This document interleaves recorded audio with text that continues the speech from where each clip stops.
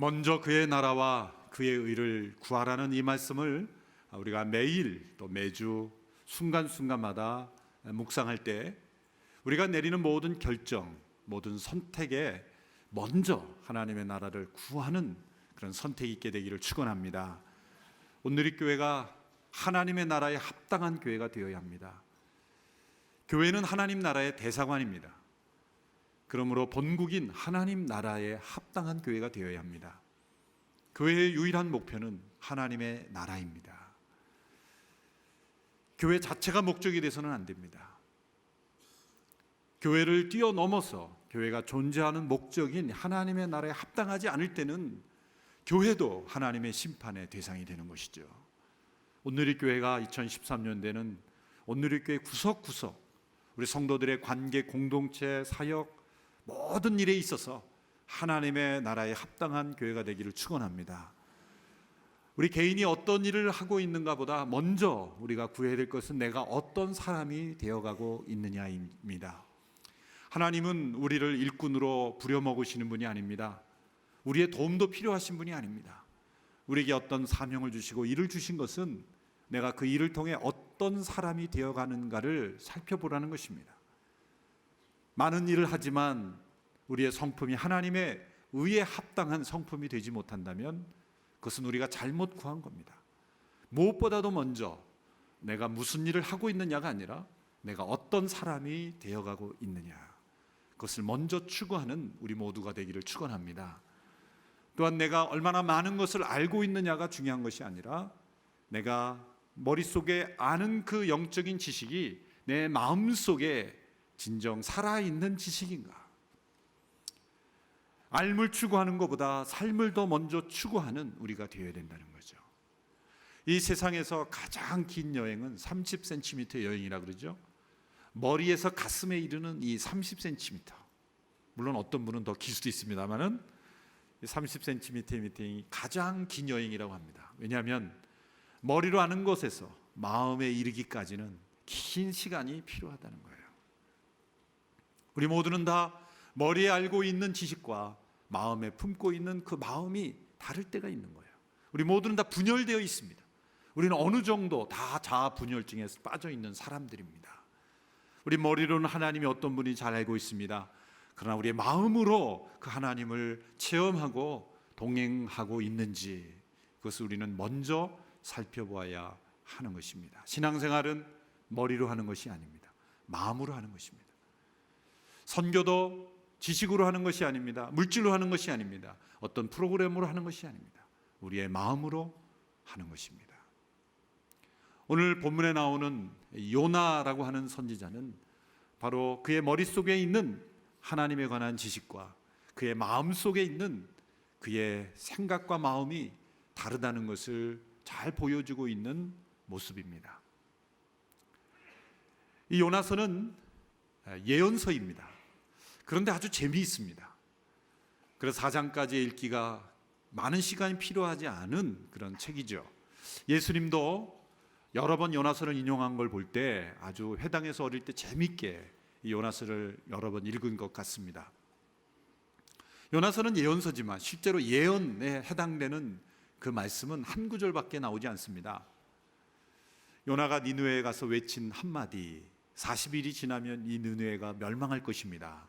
이 한 구절만 예언이고 나머지는 다 역사서와 같은 기록이 되겠습니다. 자서전과 같은 성격입니다. 요나서의 저자가 요나라고 한다면 요나서는 자신의 불순종을, 자신의 마음이 하나님의 마음과 합당하지 못했던 것을 고백하는 한 선지자의 솔직한 참회록이 되는 것입니다. 하나님께서는 요나 선지자에게 니느웨로 가서 40일이 지나면 멸망할 것을 예언하라고 명령하셨습니다. 니느웨는 고대 아시리아 제국의 마지막 수도죠. 아시리아 제국은 고대 세계를 제패했던 여러 나라 중에서 가장 악독한 나라 중에 한 나라입니다. 지배한 나라를 완전히 문화와 종족을 말살시키는, 피를 섞어버리는 삼인 정책이라고 그러죠. 서로 민족과 민족을 섞어버림으로써 그 피지배 민족의 민족성을 말살시키는 아주 악한 민족이었죠. 또 여러 나라들을 침략하는 데 앞장섰던 도시였기 때문에, 기지였기 때문에 니느웨는 동방의 망난이다, 그런 별명이 붙어질 정도로 포악과 악독이 가득한 도시였습니다. 그 도시에 가서 40일 동안의 회개의 기회를 준다는 하나님의 예언의 말씀을 전하라는 거예요. 그리고 40일이 지나면 멸망할 것이다. 그것은 이 40일 안에 회개하면 하나님께서 용서해 주시겠다라는 회개의 요청의 메시지였습니다.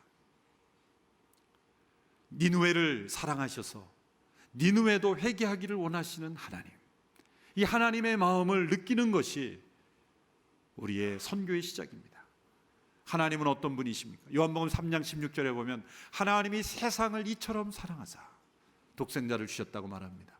저는 어느 날 그 구절을 묵상하는 가운데 이 세상이라는 단어를 묵상할 때 큰 은혜를 받았어요.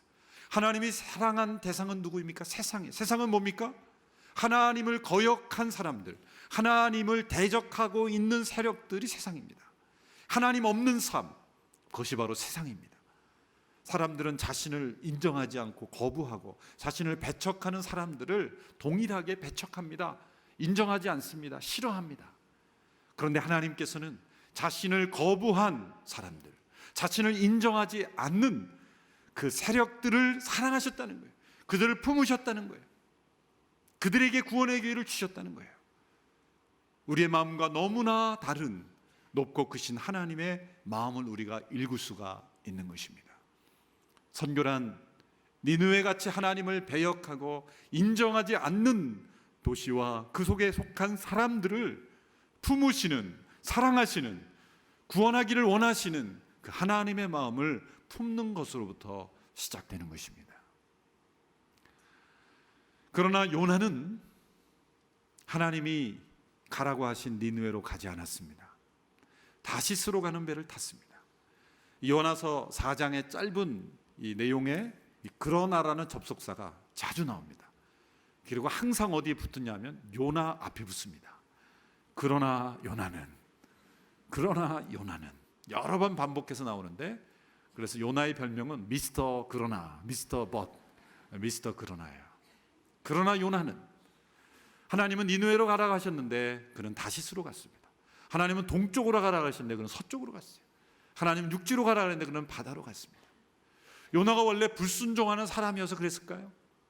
아닙니다. 요나는 원래 순종적인 선지자였습니다. 열왕기하 14장에 보면 그가 예언 활동했던 내용이 나오는데, 북왕국 여로보암 2세 때 그가 여러 번 예언을 했습니다. 근데 그 예언하는 내용이 어떤 내용이냐면 다 승리를 예언하는 내용이었어요. 여로보암 2세가 승리할 것이다라는 몇 번의 예언을 하는데, 여러분, 이왕 예언하려면 승리를 예언하는 게 좋습니까? 멸망을 예언하는 게 좋습니까? 여러분이 선택하라면 어떤 예언자가 되고 싶어요? 승리를 예언하고 싶지 않습니까? 우리 민족이 승리할 것입니다. 근데 진짜 승리했어요. 영웅이 되는 거죠. 영웅이 되는 거예요. 그런데 살아보려고 발버둥 카는데 그렇게 발버둥 쳐봐야 멸망할 것이다, 이렇게 예언하면 누가 좋아하겠습니까? 예레미야처럼 머리가 뜯기고 구덩이에 던져지고, 예레미야가 그런 운명의 삶을 살았잖아요. 이 요나는 승리를 예언하는 예언 활동을 했기 때문에 사람들의 인기도 좋고 본인도 보람이 있었을 거예요. 그때 하나님께서 정반대의 메시지를 준 거죠. 가장 싫어하고 그 당시에 사람들이 가장 미워하고 증오하는 니느웨, 가장 악독한 도시인 니느웨에 가서 예언하라는 거죠. 요나는 받아들일 수 없었습니다. 그는 철저한 민족주의자였고, 저 악을 행한 자들은 멸망받아야 마땅하다라는 그런 율법적인 사고에 갇혀 있었기 때문이죠. 요나가 왜 불순종했는가? 니느웨로 가라고 하는 말씀에 불순종하여 왜 다시스로 갔는가라는 이유를 4장 1절에서 3절에 그 자신이 이렇게 고백하고 있습니다. 4장 1절에서 3절까지의 말씀을 같이 읽겠습니다. 시작. 그러나 요나는 몹시 기분이 상했습니다. 그는 화가 났습니다. 그는 여호와께 기도했습니다. 여호와여, 이것이 내가 고향에 있을 때 내가 말씀드린 것이 아닙니까? 이래서 내가 서둘러 다시스로 도망한 것입니다. 주께서는 은혜롭고 동정심이 많은 하나님이시고 진노하는 데 더디시고 사랑은 충만하시며 재앙을 내리시는 것을 주저하신다는 것을 내가 알고 있었습니다. 여호와여, 이제 제발 내 목숨을 가져가십시오. 내가 사는 것보다 죽는 편이 낫겠습니다. 자, 요나가 몹시 화나고 분노하고 지금 죽겠다고 말하고 있습니다. 그 이유가 뭡니까? 니느웨가 회개하고 돌이켰기 때문이에요. 하나님이 어떤 분인지를 그는 너무 잘 알았기 때문에 불순종한 거예요. 하나님은 은혜롭고 자비롭고 동정심이 많고 언제든지 회개하면 받아주시고 아무리 중한 죄를 범할지라도 잘못을 인정하고 회개하고 돌아오면 받아들여 주시는 하나님이라는 것을 머리로 알고 있었기 때문에 그는 니느웨로 가지 않는 거예요. 내가 가서 하나님의 말씀대로 예언하면, 그 말씀을 듣고 니느웨가 회개하면 저 악한 니느웨가, 우리 생각에는 멸망받아야 되는 니느웨가 회개하고 돌아오는 그 꼴을 보고 싶지 않았던 거예요. 그 모습을 보고 싶지 않았던 거예요. 싫었던 거예요. 저런 사람들은 멸망받아야 된다고 믿었던 거예요. 하나님 제발 저들을 구원하지 마소서, 그런 마음이 있었던 거예요. 혹시 여러분에게는 그렇게 기도하는 사람이 없습니까? 모든 사람은 구원해도 아무개는 구원하지 마소서. 혹 함께 예배하는 가운데 내가 미워하는 그 사람이 말씀에 은혜 받고 회개할까 봐 두려워하진 않습니까? 제가 예전에 지도하던 어느 대학생 수련회에서 어느 여학생이 눈물을 흘리면서 막 예배 후에 계속 기도하고 있는 거예요. 통곡을 하면서. 그래서 은혜 받지 받았나? 왜냐하면 그 자매가 굉장히 믿음이 좋았기 때문에 은혜를 많이 받았나? 그래서 내가 집회 후에 은혜 많이 받았구나 그랬더니 그게 아니라 고백을 하는데, 자기가 싫어하는 어느 여학생이 은혜 받는 걸 보고 견딜 수가 없는 거예요. 질투가 나서 쟤는 은혜 받으면 안 되는데, 쟤는 그냥 하나님 모르고 그냥 살았으면 좋겠는데, 나와 함께 하시는 그 좋으신 하나님, 그 좋으신 하나님을 내가 싫어하는 저 친구가 알게 되고 은혜 받았다는 거에 막 견딜 수 없는 거야. 제발 저 친구만큼은 하나님을 몰랐으면 좋겠는데. 그게 분해서 그런 거야. 분해서. 하나님을 잘 알았기 때문에, 우리 하나님이 얼마나 좋으신 분인지를 알기 때문에 하는 불순종, 모르기 때문에 하는 불순종이 아니라 너무나 잘 알기 때문에 하는 불순종이 고차원적인 불순종이죠. 그래서 움직이긴 움직인 거예요. 어디론가 향하긴 향한 거예요. 근데 니느웨가 아니라 다시스였던 거예요. 목적지는 자기가 정하는 거예요. 이 고차원적인 불순종. 악한 자는 멸망해야 된다는 것, 나를 괴롭힌 사람은 멸망해야 된다는 것, 저 사람은 회개하면 받아주시면 안 된다는 것, 하나님 잘못했다고 하나님께 따지는 건, 이것이 바로 요나의 마음이었다는 거예요. 머리로는 잘 알죠. 기뻐해야 된다는 것 잘 알죠. 그러나 그 머리에 들어있는 하나님에 대한 지식이 가슴 속에 살아있는 하나님의 그 마음을 느끼지 못하는 이 요나의 모순, 이 모순을 요나서가 보여주고 있는 것입니다. 그러나 하나님은 요나를 포기하지 않으셨어요. 다시스로 가는 그 배에 폭풍을 보내시고 물에 빠지게 하시고 큰 물고기를 보내시고, 그리고 그 물고기 뱃속에서 회개하게 하시고, 그리고 기어코 요나를 니느웨로 가게 하십니다. 어쩌면 하나님께서 일을 어렵게 하시는 건 아닙니까? 그렇게 고차원적으로 불순종하는 자는 고차원적으로 벌을 해버리시고, 그게 버려버리시지. 너가 그렇게 나를 속여? 그래, 다시스로 가서 잘 먹고 잘 살아라. 그리고 끝내버리시면 될 일을 굳이 그렇게 배를 동원하시고 또 큰 물고기를 동원하시고 그렇게까지 할 필요가 있습니까? 어떻게 보면 니느웨를 변화시키는 것보다 요나 변화시키는 게 더 어려운 것 같아요. 예수 안 믿는 사람 믿게 하는 것보다 믿는 척하고 속에 자기로 가득한 사람 변화되는 게 더 힘들어요. 바로 요나의 마음이죠. 하나님이 요나를 포기하지 않으실까요?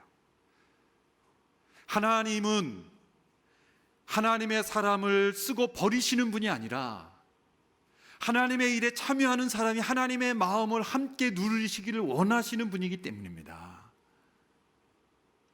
하나님의 목적은 열방의 복음을 전하는 것만이 아니라 전하는 사람 자신이 하나님의 마음으로 온전히 변화되기를 원하시는 거예요. 하나님이 돈이 없어서 우리 선교금 작정을 하는 게 아닙니다. 사람이 없어서 열방에 가야 된다고 말하는 게 아닙니다.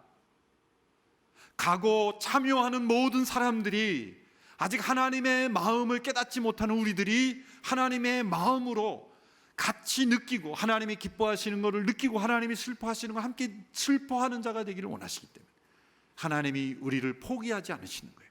요나를 포기하지 않으시는 거예요. 하나님은 우리 인간의 연약함을 잘 알고 계십니다. 불순종한다고 버려버리시면 누가 하나님께 쓰임받을 수 있겠습니까? 하나님은 우리가 하나님의 마음을 닮은 하나님의 자녀가 되기를 원하시는 것입니다. 여러분, 선교를 위해서 기도하면 제일 먼저 변화되는 것은 선교지의 영혼보다도 내 자신이 변화되는 거예요. 그게 하나님의 방법이에요. 중보기도를 하면 중보기도를 통해 누군가의 삶의 역사가 일어나지만 그보다 먼저 하나님은 누구를 축복하세요? 기도자를 먼저 축복하십니다. 기도자에게 먼저 확신을 주십니다. 선교지를 위해서 기도하면 선교지에서 역사가 일어나기 전에 먼저 누구에 응답하세요? 나에게 먼저 응답을 주세요. 왜? 하나님은 우리가 하나님께 도구로만 쓰기를 원치 않으시고 우리의 마음속에 하나님의 마음이 가득 차기를 먼저 원하시기 때문이에요. 그래서 요나를 포기하지 않으시는 겁니다. 결국 요나는 하나님의 말씀대로 일어나 니느웨로 갈 수밖에 없었습니다. 그는 아주 비싼 대가를 치르고 순종을 배웠습니다. 그가 다시스로 다시 가면서 그는 죽음에 이르는 고통을 체험해야 했죠. 그는 결국 니느웨로 가서 하나님 말씀하신 대로 심판을 예언합니다. 40일이 지나면 멸망할 것입니다. 그런데 그 니느웨가 3일 길이라 그랬어요. 3일이 걸리는 그런 규모의 도시라 그랬습니다. 그러니까 3일 길이니까 사실 그렇게 큰 도시는 아니죠. 그런데 이 3장에 보면 이 요나가 며칠을 다녔냐면 하루 다녔어요. 하루 길을 다닌 거예요. 그러니까 아마도 중앙을 관통해서 그냥 지름길로 지나간 것 같아요. 아마 그가 정말 하나님의 마음으로 가득 찼다면 3일 내내 다니면서 매일매일 구석구석을 다니면서 예언했지 않겠어요? 근데 제가 보니까 아직 마음이 3분의 1밖에 안 찬 거예요. 하나님의 마음이. 그러니까 하루 길로 다니면서 하루만 전한 거예요. 그냥 지나가면서 목소리도 3분의 1만 냈을 거라고 생각해요. 저는 큰 소리로 40일이 지나면 멸망합니다 이렇게 먼 데 있는 사람까지 들리는 게 아니라 그냥 지나가는 사람 옆에 사람이 들릴까 말까. 40일이 지나면 멸망한대요. 40일이 지나면 멸망한대요. 뭐라고요? 듣든지 말든지. 그러고 못 들었으면 말고 그러고 지나갔을지도 몰라요. 이 요나의 이 뒤틀려진 마음, 3일 길을 다녀야 되는 데를 하루 길만 간 거예요. 목소리도 모르겠어요. 천국에 가면 네가 봤어? 그러고 따질지 모르시겠지만 하루 길만 간 걸 보고 지금 4장에서 흥분하고 분노하는 거 보면 사실은 정성을 다해서 집집마다 문을 두드리면서 그렇게 하진 않았을 거라고 봐요. 쭉 지나가면서 얘기하고 나는 다 했습니다. 그리고 성 동편에 올라가서 지금 앉아 있는 거예요. 그리고 니느웨 성에 무슨 일이 일어나는가 이제 보는 거예요. 멸망할 것이다. 왜?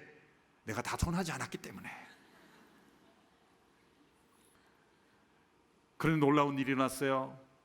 요나는 억지로 말했지만 그 소식을 들은 사람이 또 다른 사람에게 멸망을 예언함으로 니느웨 성 전체가 금식하고 회개하고 돌아오기 시작했어요. 요나가 화가 나기 시작했어요. 그 4장 1절에 하나님께 따지면 하나님 내 그럴 줄 알았습니다. 내 그래서 다시스로 간 겁니다. 하나님 은혜롭고 노하기를 더디하시고 회개하는 자는 용서하시는 분들 내가 알았기 때문에 내가 이럴 줄 알고 이 모습을 보지 않으려고 내가 다시스로 간 거 아닙니까? 하나님 잘못하신 겁니다. 하나님께 따지고 있죠. 은혜 베풀 만한 자가 아닌 자에게 베풀고 있습니다. 사실 그 말이 틀린 말이죠. 은혜란 받을 자격이 없는 사람에게 주는 것이 은혜죠. 하나님이 잘못했다고 니느웨를 구원하시면 안 된다고 따지는 이 요나의 마음, 이 속 좁은 요나의 마음이 그대로 드러나고 있는 거예요.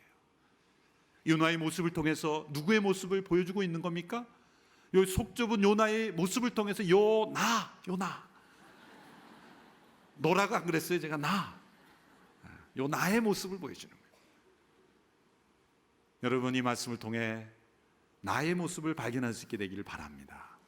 머리로는 얼마나 많은 지식이 있습니까? 그러나 마음으로는 하나님의 마음이 없어요.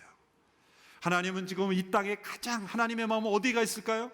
이 세상에 가장 악독한 도시, 가장 악한 사람 삶을 살고 있는 사람을 보시며 슬퍼하고 있어요. 하나님의 마음은 거기에 있습니다. 우리를 버리셨다는 뜻이 아니라, 왜? 죄가 넘친 곳에 하나님의 은혜는 더 넘치기에, 하나님을 대적하고 있는 사람들 향한 하나님의 사랑이 더욱 크기에 니느웨를 향하여 하나님은 지금도 울고 계신 거예요. 그 하나님의 마음을 우리가 품게 되기를 원합니다. 그러나 요나는 하나님의 마음을 깨닫지 못했고 편협한 민족주의에 빠져서, 인간의 알량한 도덕주의에 빠져서 악을 행한 자는 멸망받아야 된다는 논리로 하나님 앞에 대들고 있는 것이에요. 뿐만 아니라 하나님 앞에 분노하고 있어요. 화를 내고 있어요. 그리고 성통편에 올라앉아서 니느웨가 멸망할 것을 기대하면서 기다리고 있어요.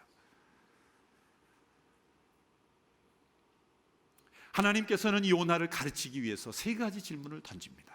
첫 번째 질문, 4절의 말씀입니다. 같이 한번 읽겠습니다. 시작. 그러나 여호와께서 말씀하셨습니다. 내가 화내는 것이 옳으냐? 요나의 분노에 대해서 하나님은 옳지 않다고 지적합니다.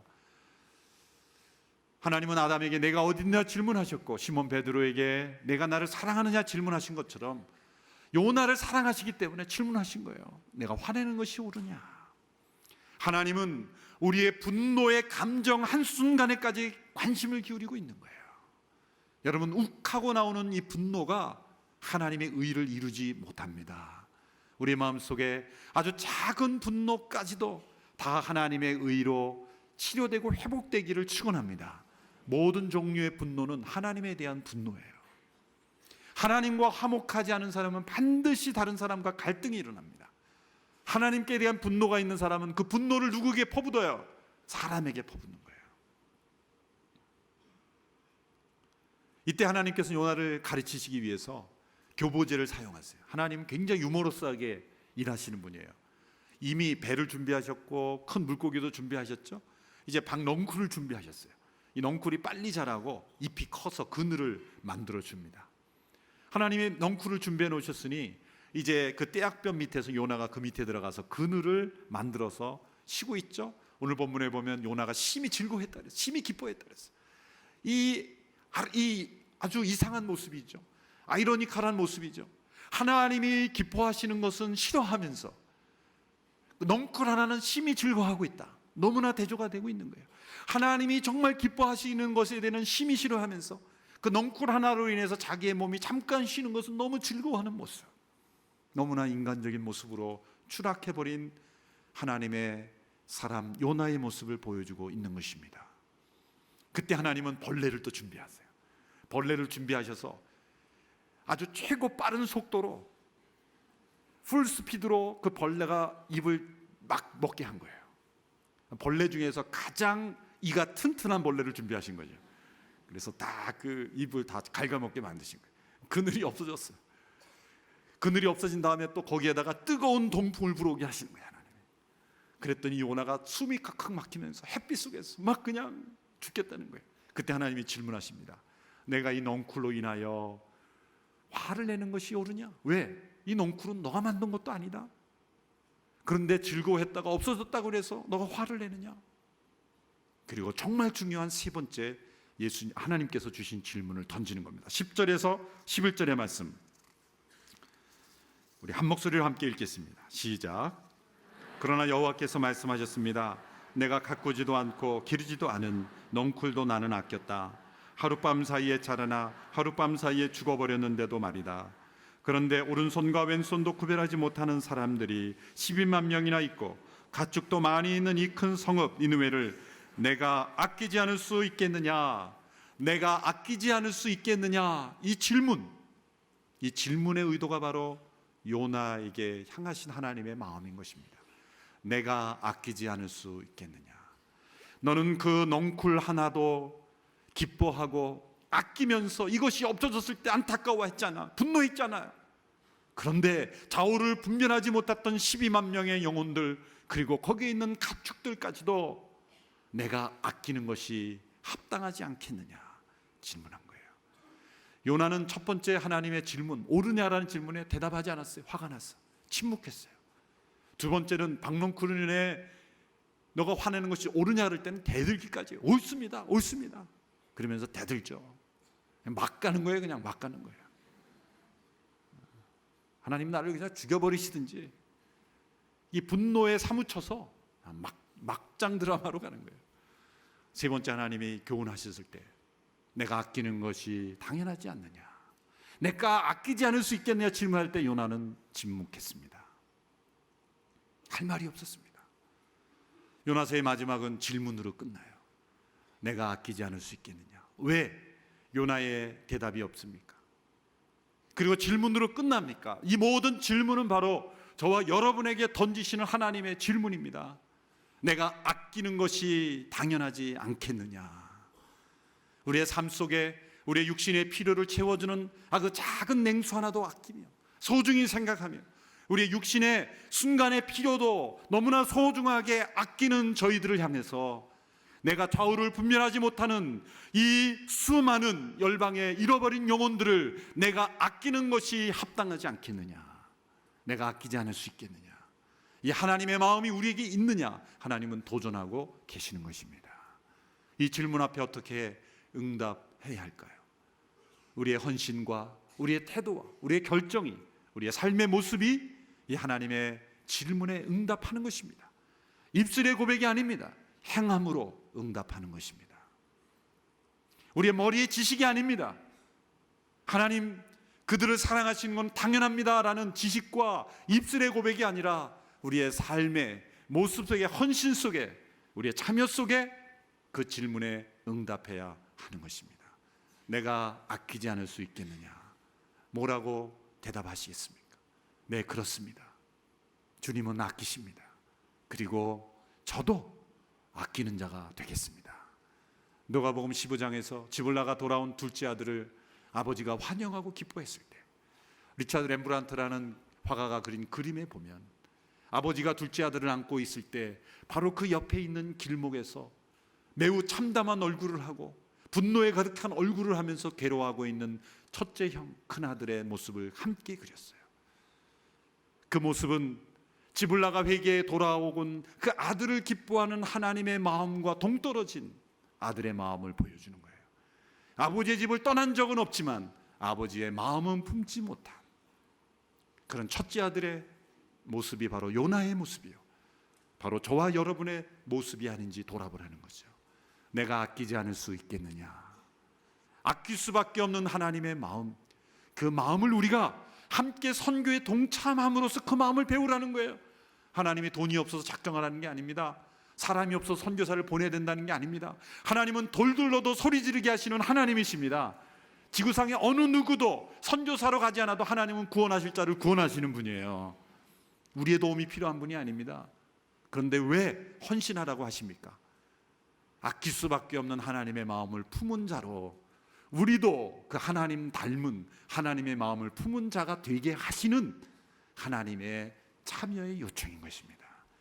아낄 수밖에 없는 그 하나님의 마음에게 우리도 함께 참여할 수 있게 되기를 바랍니다. 잃어버린 영혼을 구원하며 힘쓰는 삶을 살 때 누군가 여러분에게 이렇게 질문할 겁니다. 어떻게 그런 삶을 살습니까? 그럴 때 내가 어찌 하나님이 아끼는 영혼을 아끼지 않을 수 있겠습니까? 이렇게 질문할 수 있는 우리 모든 온누리교회 성도들 될 수 있게 되기를 주님의 이름으로 축원합니다.